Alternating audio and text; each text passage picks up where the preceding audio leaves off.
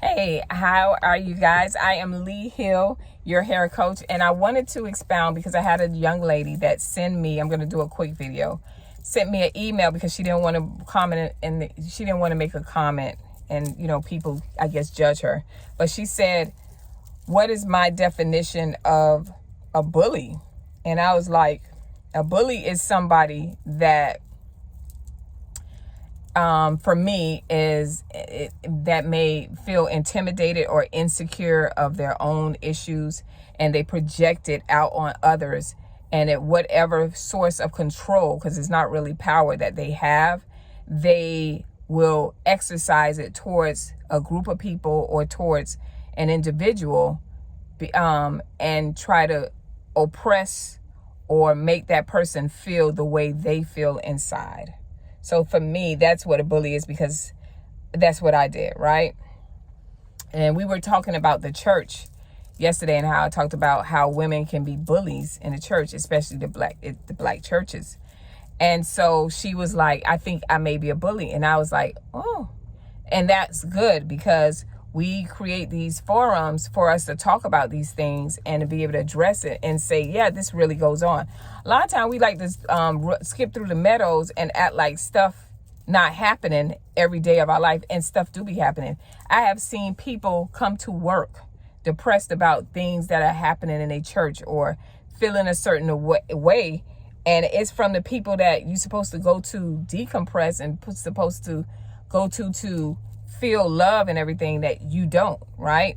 And so this is just a really quick video. When a bully is somebody that, like I said, they are insecure, they have a form of narcissism and they don't even know it. And then it could be any kind of form. You could be a bully in a clique. You may not be the head bully, but you listen to what somebody is saying about another person, you take it negatively and you mistreat the person, whether that means, oh, sorry, y'all know I got this thing up for the, what's called it, my little visor.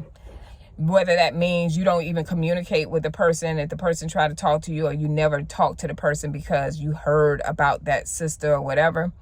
Whether it means you have a blessing and you can help that person out and you won't help them, or you see them in need in some type of form and you're in a position and you won't help them, not because you can't, you just don't want to, because you want to see that person fall. And then the bullying part is when you talk about the gossip and you know what I mean, or you say the slide marks to the person, or you just mistreat them in any form or way possible.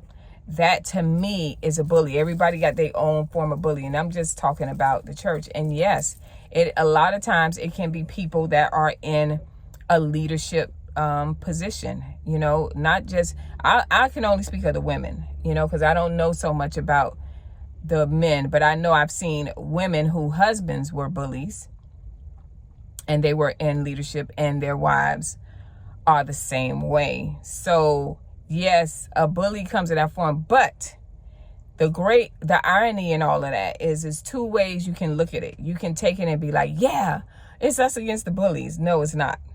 It's the bullies against God. You're not against us. You're not against people that you mistreat or whatever, because everybody has their day, right? And as the person, for me, I try to understand why a person is so negative or so nasty or, whatever. I try to understand it, because sometimes it can come from your the way you grew up. It can come from just a trauma that happened in your life. Maybe maybe it can come from different traumas. Even, a death of a child and you lose it. Or maybe you had a nervous breakdown. It's a lot of us that's dealing with some stuff, right? Or maybe it's the opposite. It's not necessarily trauma. Maybe you have came into some money or some type of fame and you don't even know how to deal with that. So you go on the opposite side of the spectrum, where now you looking down on people and you bully them in that manner because you don't understand. But I try to understand the source of why an individual is the way they are, and not necessarily an example, because I'm not perfect either, right? But if they come across me and they say something, I'm going to say something that makes them think, like, well, that's true. You're right. I don't have that. Do you have that? God must be sent you over here to help me. Sometimes you got to throw it back at them. If you bold enough to say it, then you bold enough to take it, right? So you got to sometimes, and you can say it, and you can say it with love. But I'm sorry, y'all.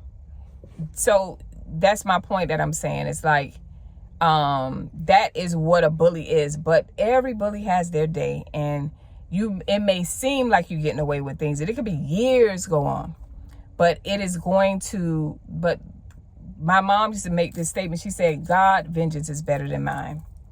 And I agree 100%. I never try to get back at somebody when they do wicked things to me. Maybe they lie on me or whatever the case may be. Because I say when time comes, especially when you have children and different things like that, that thing can come down the line because of something that you did to somebody that you didn't have any business doing. When you have children and stuff, your children might be going through stuff and don't even know because of what you have done, the sins of the father or the mother, right? And I'm going to use that as a great example. When you look at the book of, I think it was the book of Samuel towards the end, David was in a famine. And David was like, by the third year, he's like, wait a minute, why are we still in a famine? He went and asked God, he said, why are we still in this famine? And God said, the sins of what Saul had done. So they had to gather all Saul's children. Micah, all of them. You read that. That's the second book of Samuel. They had to gather them, and they took their lives because of what their father had done. So you know what I'm saying? If you struggle with that, you better correct that, because you don't know who you're entertaining. You don't know somebody that may come from small beginnings or may not have much. You don't know who they are. They may be a giant in this walk of, when it comes to Christ, right?